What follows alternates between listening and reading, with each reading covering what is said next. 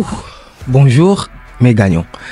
Alors, déjà pour commencer, likez, abonnez-vous, commentez, laissez-moi tout dans les commentaires. Je remercie les nouveaux et les anciens. Ceux qui viennent de découvrir la chaîne, bienvenue, enchanté. Moi, c'est Théophile TC et je remercie toutes ces personnes-là qui se sont abonnées parce que pendant ces 28 derniers jours, j'ai gagné plus de 140 abonnés. J'ai fait plus de 16 000 vues. Déjà, ce qui veut dire que ça commence à plaire et c'est grâce à vous. Si c'est grâce à vous, vous portez mes vidéos et tout. Même si j'ai une toute petite communauté pour l'instant, je sais que ça va grandir. Donc, on va commencer. Alors, c'est bien beau de parler des relations hommes-femmes. C'est bien beau de descendre les meufs ici. Ouais, c'est bien beau de vous dire, de vous concentrer sur vous, de laisser les femmes de côté. Même si elles sont essentielles, c'est un mal nécessaire, je crois. Ouais, même si elles sont essentielles, de laisser les femmes de côté pour l'instant. C'est bien beau de dire tout ça. Mais aujourd'hui, nous allons parler de la chose la plus essentielle, la chose la plus importante. Si vous l'avez deviné ou non, je parle de l'argent, bien sûr, l'argent. Alors, pour mes abonnés du début, j'ai commencé cette chaîne en parlant de l'argent, du business. Et je vais vous régaler aujourd'hui. Alors, bon, vous êtes rentré dans cette nouvelle année avec de nouveaux objectifs. Oui, je le sais très bien parce que vous avez fait une longue liste des choses à faire pour cette année. Mais laissez-moi vous dire que le succès n'est pas général.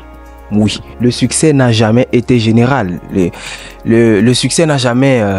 le succès n'est pas la même chose en fonction de chaque individu. Non, j'espère que vous le savez. Bien, la chose numéro 1 que j'aimerais vous partager aujourd'hui, c'est de redéfinir le succès en fonction de vous. Qu'est-ce que le succès signifie pour toi qui me regarde? Qu'est-ce que le succès signifie pour toi?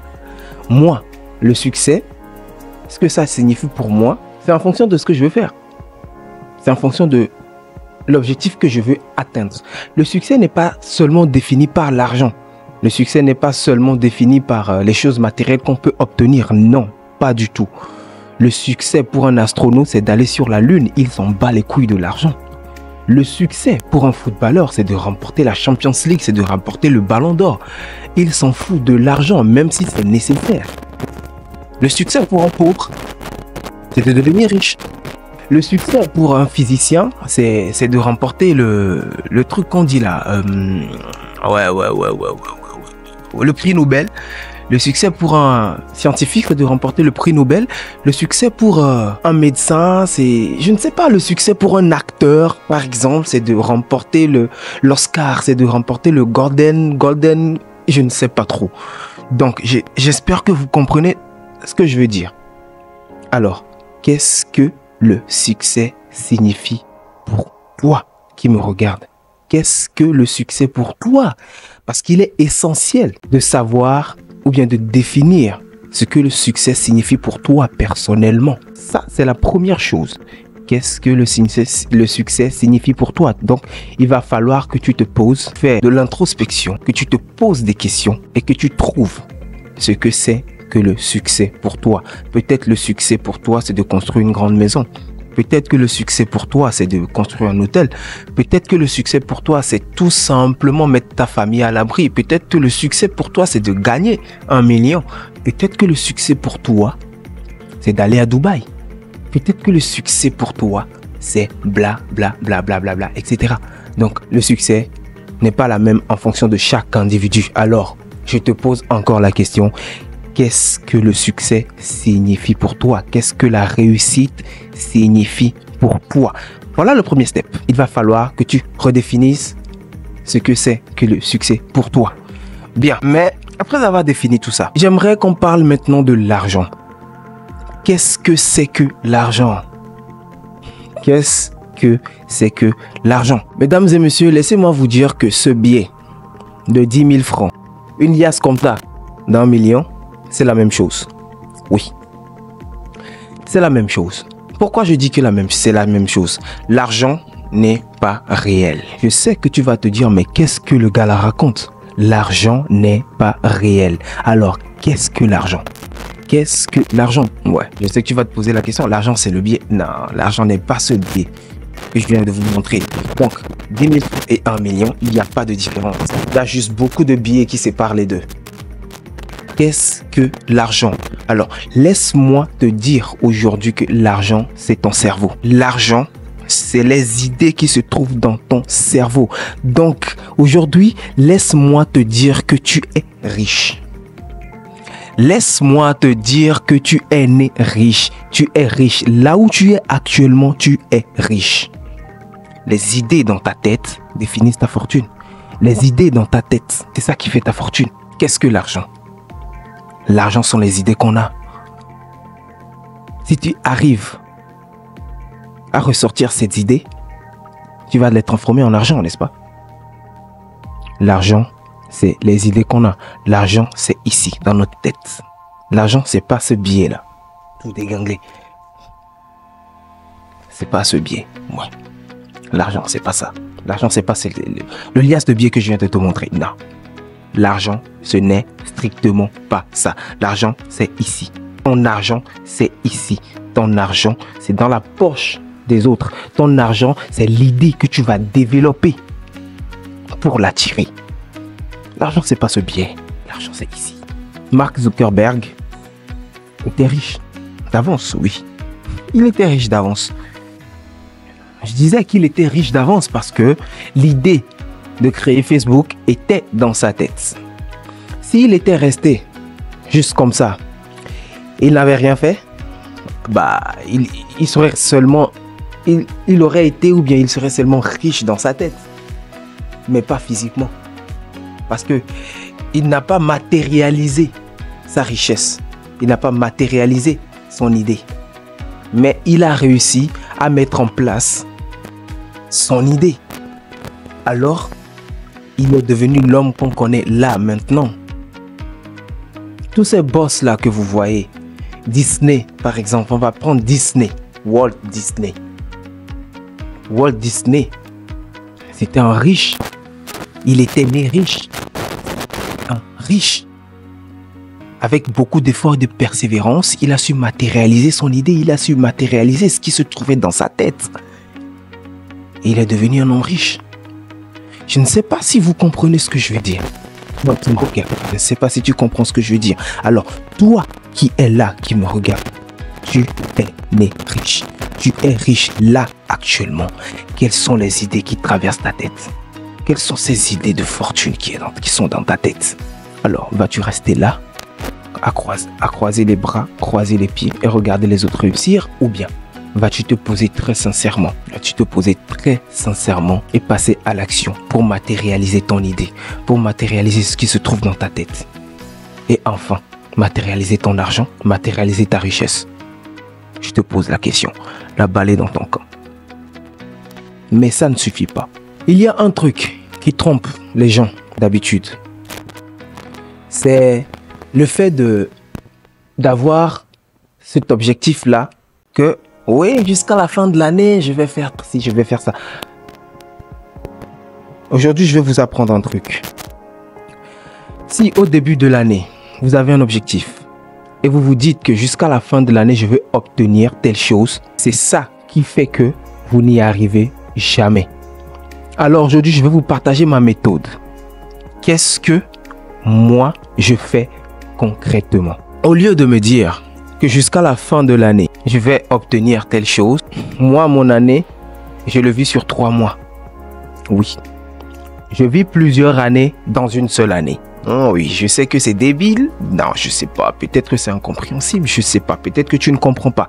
Je t'explique. Je me dis tout simplement, pendant 3 mois, je vais obtenir telle somme. Jusqu'à 3 mois, je vais obtenir ça. Je vais obtenir ça. Et après avoir dit ça, je le pose sur une liste. Alors, qu'est-ce que je peux faire quotidiennement pour obtenir tout ça dans 3 mois? Je suis concret là? Est-ce que tu me comprends là maintenant? Qu'est-ce que je peux obtenir? Qu'est-ce que je peux faire, pardon, tous les jours pour obtenir ce résultat dans 3 mois? Qu'est-ce que je peux faire concrètement? Si je dis jusqu'à la fin de l'année, je veux devenir musclé, je pense que dans ma tête, maintenant, je vais me dire que j'ai le temps. Ouais, de toute façon, c'est jusqu'à la fin de l'année, j'ai le temps. Donc je me pose là, je mange n'importe comment, je bois n'importe comment, je vais à la salle une fois par mois et jusqu'à la fin de l'année s'approche. En novembre, je me dis non mais putain, qu'est-ce que j'ai branlé jusqu'à la fin de l'année? Qu'est-ce que j'ai branlé durant toute l'année? L'année est passée. Mais si je me dis, d'ici 3 mois, je vais prendre du muscle, immédiatement ça devient plus pressé. Immédiatement ça, ce n'est plus assez long. Immédiatement, je n'ai plus assez de temps. 3 mois, c'est même pas long. 3 mois, c'est assez proche. Alors, qu'est-ce que je peux faire pour atteindre le résultat là dans 3 mois? C'est d'aller à la salle au moins 3 fois par semaine. Ah ouais? C'est d'aller à la salle au moins 3 fois par semaine, maximum 5 fois par semaine. Et jusqu'à la fin de ces 3 mois, je vais obtenir ce que je veux ou je vais me rapprocher de ce que je voulais. Alors, la prochaine chose que je souhaite te partager, c'est les 3 options qu'on a pour gagner de l'argent. Oui, parce que selon moi, on n'a que 3 options.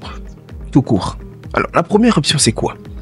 C'est ce que 96% des gens de la population mondiale font. Et peut-être que tu es dans ce cas-là maintenant. Oui, peut-être que c'est ce que tu fais là actuellement, toi qui me regardes. Et c'est quoi cette première option? C'est de vendre ton temps contre de l'argent. Tu ne comprends pas? Je m'explique. Tu sors le matin, tu rentres le soir, tu manges et tu dors. Le lendemain, tu sors, tu rentres le soir, tu manges et tu dors.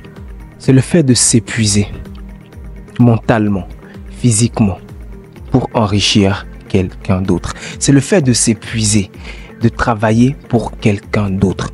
Le fameux métro, boulot, dodo. Le truc dont tout le monde parle, la rat race.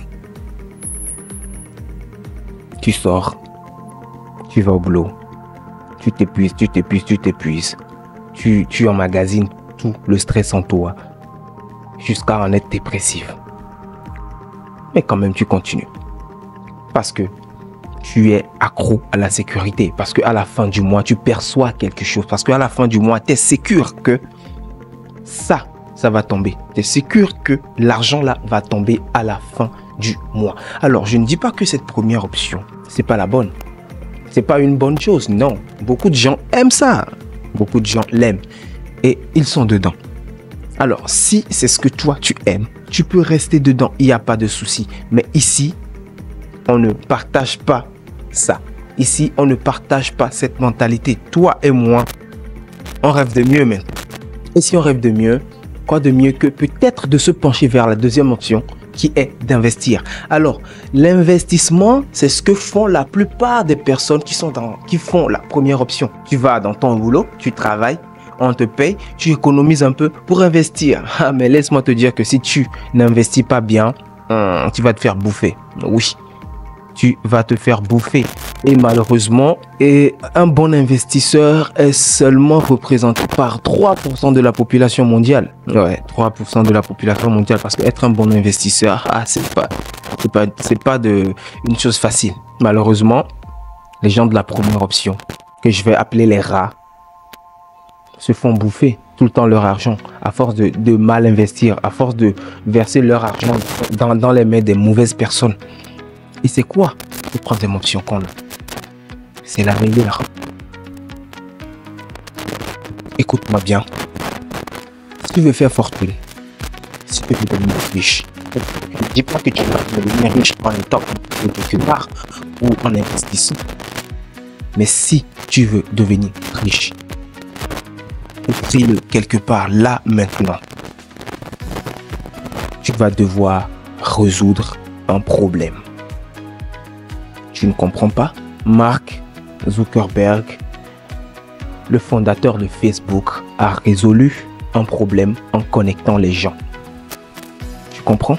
Mark Zuckerberg a résolu un problème en connectant les gens à distance. Apple a résolu un problème en vendant leur innovation.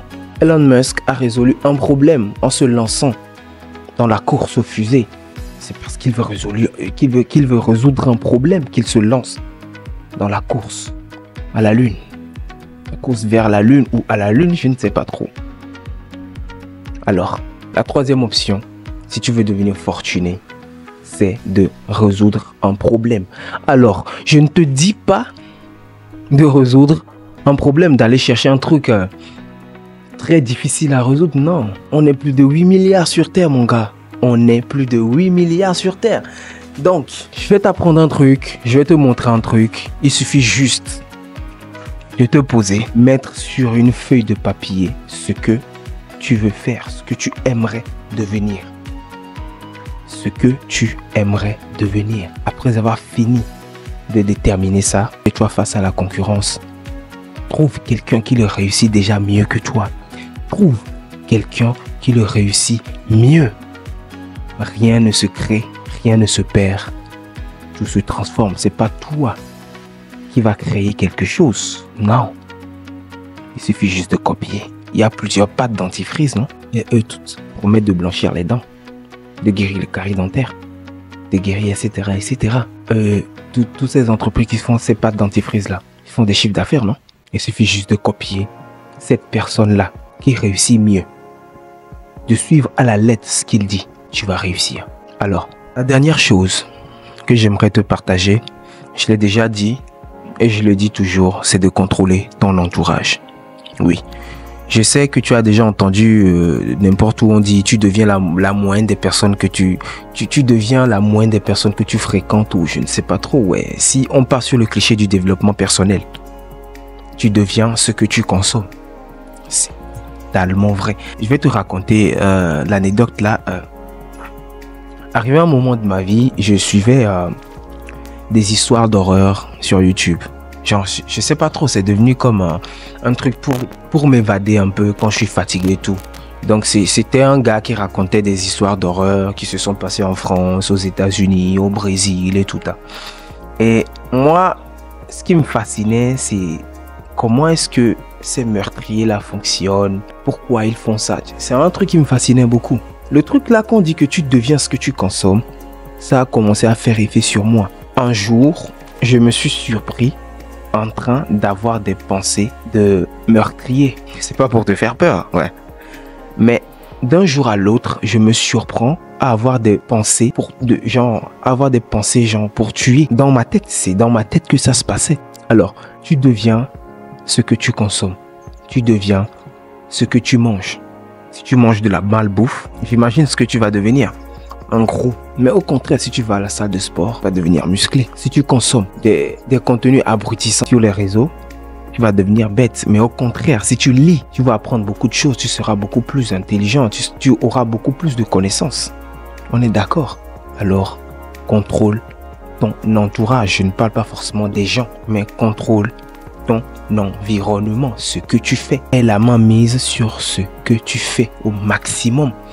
Et contrôle les personnes que tu fréquentes. Genre, tu ne peux pas rêver d'être une personne créative. Une personne créative qui laisse leur impact dans le monde en côtoyant des gens lambda. Tu ne peux pas rêver gagner des millions en étant employé et on te paie 1500 à 2000 euros par mois. Contrôle au maximum ton environnement. Contrôle au maximum les gens que tu côtoies.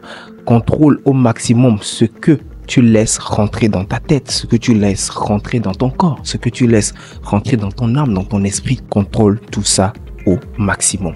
Et c'est la dernière chose que j'aimerais vous partager. Alors, je ne suis pas venu ici pour vous dire, voilà les 4 habitudes qu'il faut faire pour réussir cette année 2025. Non, je suis venu juste ici pour t'apprendre des choses. J'avais dit qu'on va parler de l'argent. Ou bien, alors, résumons. Définis ce qu'est la richesse pour toi. Qu'est-ce que la richesse pour toi? Que signifie la richesse pour toi? Que veux-tu vraiment obtenir? Que veux-tu vraiment devenir? Pose-toi, réfléchis et épingle-le dans ta tête. Épingle-le sur une feuille, épingle-le dans ta chambre. La troisième chose, arrête de te fixer des objectifs à long terme, sur 12 mois. Mais plutôt, fixe-toi des objectifs trimestriels. Fixe-toi des objectifs sur 3 mois. Fixe-toi des objectifs à court terme. D'ici 3 mois, je vais obtenir ça. D'ici 3 mois, je vais atteindre telle somme. D'ici 3 mois, je vais faire ci. Et d'un coup, ça va te paraître court. Tu n'auras plus assez de temps pour te détendre. Tu n'auras plus assez de temps pour te détendre. Parce que si tu te fixes l'objectif là sur 12 mois dans ta tête, tu auras du temps. C'est ce qui fait que chaque année, tu n'arrives pas à obtenir ce que tu souhaites parce que tu te dis que tu as du temps. Donc, tu t'amuses, tu te laisses aller, tu te laisses distraire. Et voilà, te voilà en novembre, en décembre et tu te poses la question, qu'est-ce que j'ai branlé de cette année?